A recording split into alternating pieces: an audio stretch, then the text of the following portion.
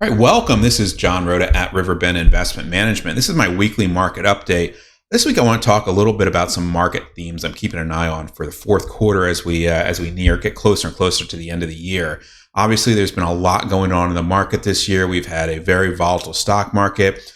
Interest rates have started to dramatically rise. We've been having lingering inflation, and I often get asked, "What do I think is coming next?" So there are some key areas that I like to keep an eye on in terms of economics, in terms of the economy. And I want to just quickly review some key areas I'm watching closely and what I hopefully will expect to see coming in the fourth quarter, but some areas that might weaken the market potentially going into next year as well. So let's touch base on these real quick. First off, let's put where we are right now just in a historical context. This is where we are right now. This was COVID. This is the great global financial crisis, the tech boom bust cycle. And what's important here, I think, is to go back and look at cycles which are somewhat similar to where we are right now. Obviously, no cycle is going to match up exactly to what we're dealing with right now, but there are periods of time that we can go back and look at and kind of study a little bit to see how the Fed dealt with these type of environments and some of the mistakes they made and whether they're making the same mistakes or not. Obviously, the first one that a lot of people look at is the 1970s, where we had this period of inflation that came in and really lingered somewhat like how inflation's lingering right now. We saw the Fed deal with inflation. We saw them deal with reinflation and also disinflation or de-inflation, as you could say, as the data points were really all over the place, which eventually led to this very high interest rate environment during the 1980s. The Fed obviously wants to avoid that type of environment where we have such high interest rates because they have all this debt now that they have to service. So the government will literally probably go broke if they have to service U.S. government, U.S. Treasury bonds that are paying 18, 19% or something ridiculous like that. So the Fed probably will act a little bit more aggressively than it did back then, which leads us to going back to the 1940s. During the 1940s, we had the similar inflationary cycle, but we had similar debt load like we have now. So we go back to here to see how the Fed made mistakes. They've obviously made a big misstep in 1928, which caused a big drop in 1929. They really kind of reacted too early to the economy and were a little bit too aggressive, causing some of this depressionary cycle that we were in. So we keep an eye on environments like, for example, the 40s to see how the Fed reacted, what mistakes they made, and what similarities there were in terms of interest rate environment and how long inflation stuck around. So it's important to look at these cycles, and obviously the Fed looks back at these cycles too, just on a historical context to make sure they don't make similar mistakes. Where we are year to date, there really hasn't been much of and really any safe areas to hide. If you're a commodity investor or you're an institutional investor that can take advantage of investing directly into commodities, you've done fairly well. In part because of what's been going on in inflation. It's really been a supply-demand type constraint where the supply chain has been somewhat restricted, causing some of these higher prices. So, for example, wheat prices have been fairly high this year. Oil prices obviously have been rising, and just this supply-demand imbalance has been having an impact on what's been going on in the commodity market. Cash, we've always talked about, we don't want to own things that are performing worse than cash. So if you're an investor who's been sitting on the sidelines for part of the year and taking advantage of some of the short-term interest rate rise in such areas such as in money market environment, for example, you've done fairly well relative to the rest of the market. We can see here the rest of the market, bonds have done very poorly this year. This is AGG, the broad bond market. High yields have been poor. This is your asset allocation model, 60% equity, 35% bonds, and 5% cash. That has been hit hard. Large cap stocks, small cap stocks, overseas, emerging markets, and finally REITs. They've all done very, very poorly this year. And really, like I said, there's really not been a safe place to hide this year so far in the market. Looking at economic growth. Now, this is interesting because the technical definition for a recession is 2 consecutive negative periods of GDP growth, which is exactly what we had here. However, the areas that are highlighted gray are the official recessions, and these are done by the national, basically the NBER, which is the most widely followed. It's the National Bureau of Economic Research, and this is kind of, I think, the debate that's going on right now, whether we're actually in a recession or not. Technically, we are, but the NBER looks at other areas such as unemployment, which really hasn't been that affected so far by the higher interest rate environment. and looks at different areas within the economy to really make that decision whether we are actually in a recession or not. And this is important because what's happening right now is there is a worry about entering a deeper recession and how that's going to impact corporate profits. The drop and reduction of PE ratios and a dramatic reduction in corporate profits really haven't been factored into the stock market yet. And that is something a data point that a lot of investors are keeping a close eye on because they want to see, are we going to be in a deep recession or are we going to have some type of soft landing as the Fed is trying to engineer and it won't have as big of an impact on corporate profits going forward? Taking a look at the business environment, where we were, where we are now. Before COVID, we started to see a slowdown in global growth. This was in part due to the trade war that was going on with China, especially in 2008, 2019. So even before COVID, the economy globally was starting to slow down and central banks were really starting to look for an excuse of why to raise rates. Now, once COVID hit, we really had a shutdown in the economy globally, and that led the central banks across the world to lower interest rates basically to zero, which really spurred a lot of the economic growth that we saw during this period of time. Now that kicked in with inflation. There was a lot of monetary stimulus. There were a lot of excess cash flowing around as the world tried to stabilize their economies. And now that's causing inflation. Combat that with just a slow global supply chain disruption combined with consumers that have a lot of cash and are willing to pay higher prices, you start to get inflation. And that's exactly what's going on right now. And you can see here, since this interest rate environment, the Fed has started to raise interest rates. We haven't really seen a huge dip in business, just really in business investment and where some of those core durable good orders have been coming from. So when we start to see a bigger drop off globally, I think we have to worry a little bit more because, again, that has to start to factor into corporate profits and how that's going to impact the market looking forward. Now, taking a look at housing prices, this is something I want to keep a close eye on because this really reflects, I think, the broad consumer. The U.S., remember, is a consumer-based economy. We don't really produce a lot here in the U.S. We consume a lot. So the consumer plays an important part as to what goes on in the economy. I bring this up because housing prices and the number of houses that are for sale that are starting to have price drops are starting to rise. And a lot of people are wondering, is this going to lead to a 2008, 2009 housing drop? And I don't think so, because there are some things that are very different than last time around. Some of the lending rules have obviously tightened.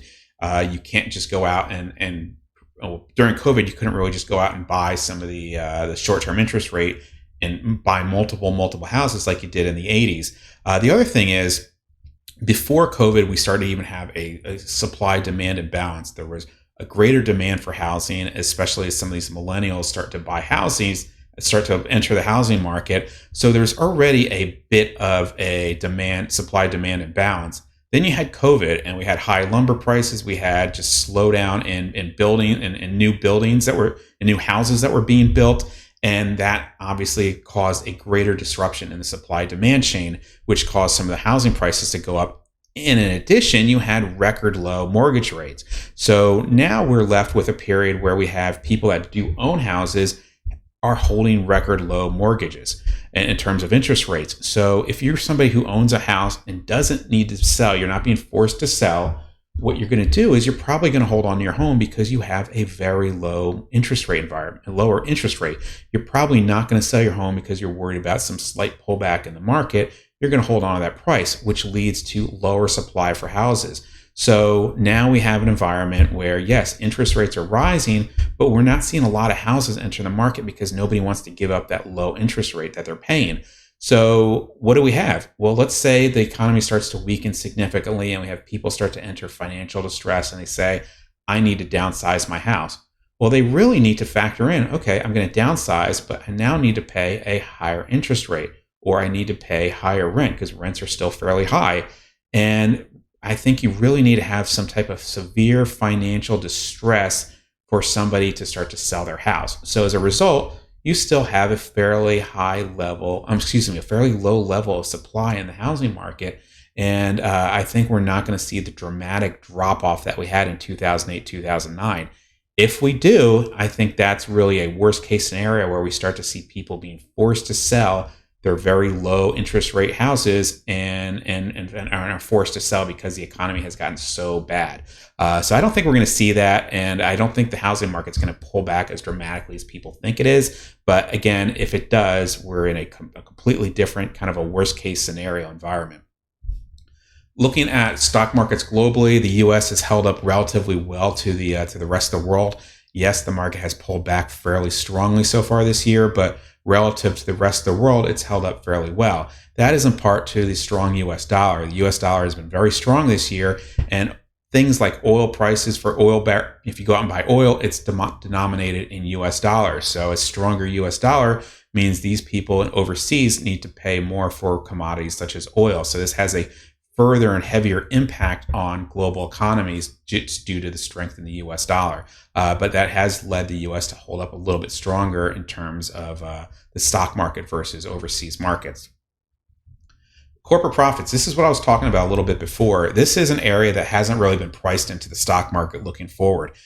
The economy has, yes, it's slowed down, but people have been still spending money, and the corporate profits haven't really dropped off dramatically yet. Once they do, I think we're going to start to see a repricing within the stock market, and people will start to factor in lower PE ratios, lower economic growth in terms of corporate growth, profit margins going forward, and that's going to have a greater impact on the stock market. So hopefully we don't enter that environment where the economy has to slow down so much, and we just enter a period where we're more of a normalized within that 20-year trend. And enter a more of a normalized period. And that's what the market has been pricing in right now. They're expecting more of a trend back to this normalization and not expecting a big drop off. So as we enter next year, I think we're going to see a much more volatility around corporate earnings and some of these corporate profits, because if we start to drop down dramatically, the market's going to need to reprice all that as if we potentially enter this slower negative growth of profit margin. So hopefully that doesn't happen, but that's again something to keep on the radar because that needs to be repriced if it does happen. Looking at where we are in terms of core inflation and key inputs. So this is interesting because this is these two numbers that really reflect what we talk about in terms of inflation. When you hear inflation's at 8%, these are the data points that people are talking about, the consumer price index. Now, the Fed focuses on core CPI, and this number, the CPI number, excluding food, utilities, and housing, because these numbers tend to be very volatile. So the Fed looks to strip that out and look at this core level. And you can see the core level is still lingering at a fairly high level historically, and the Fed is really trying to bring this down. And a lot of people had hoped this number would be dropping down more dramatically than it has so far, because the Fed has been fairly aggressive so far up to this point this year, but the lingering inflation has been kind of a thorn in the side of the Fed right now because it hasn't dropped down yet. And what's interesting is this is what actually impacts the consumer. If you remember, we're a consumer-based economy, and the consumer really impacts what happens in terms of GDP growth. What's happening with the consumer? Well, they're paying more for gas, they're paying more for fuel, for food, and they're paying more for housing. So what's going on, and what I think worries some people, especially in terms of economy, is this idea that we might get a slowdown in consumer due to higher fuel, higher food, higher housing. However, the core CPI data numbers might stay high, causing the Fed to really keep increasing interest rates to offset inflationary growth, while the rest of us really start to pay the price. And this is kind of where the Fed is stuck right now and how to deal with that. We look at what's going on with actual consumers. Well, what led to inflation? Well, people had a lot of money in their pocket, and they were willing to pay for higher prices because of this supply-demand disruption caused by the slowdown in the supply chain that was going on. So people had a lot of cash, and they said, okay, I'll pay a little bit more for food. I don't really care about the supply chain disruption because I have a lot of cash on hand. Well, that really ate away at this savings growth that people saw during COVID, because the government was basically giving everybody free money. And now where are we? Well, we saw a dramatic drop down in terms of savings rate as people started to spend down that money. And we're starting to see credit card usage start to go up. So people are still spending money. They're still buying things at this higher rate of inflation. But at some point, that's going to slow down. At some point, people are going to strip out their savings. they're going to strip down, they're going to max out their credit cards. A lot of people completely paid off their credit cards using this free money. And now where are we? They're starting to put money back on those cards. So at some point we enter a period where people don't have savings. They've maxed out their credit cards. Then what? Well, we start to see some of these prices start to come down, because that is where we start to see the consumer start to slow down. And that's where we start to see some of the corporate growth profits start to come down as well. So these are data points, again, that I think are going to get pushed back into next year. But these are data points that are going to have impact on what people are starting to look for in terms of corporate profits, and whether we need to start to look at this potentially lower profit margin going forward again, which needs to be priced into the stock market. So these are the key numbers and key areas that I think a lot of people in the market are going to be watching, because this is what's going to be the next leg of what's going to happen in the economy.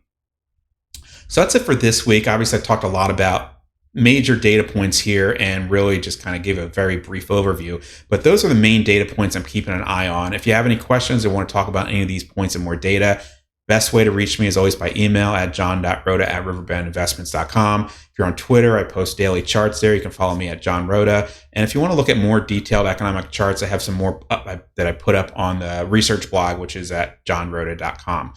So that's it for this week. And again, if you have any questions, please feel free to reach out to me. Thanks so much, and bye-bye for now.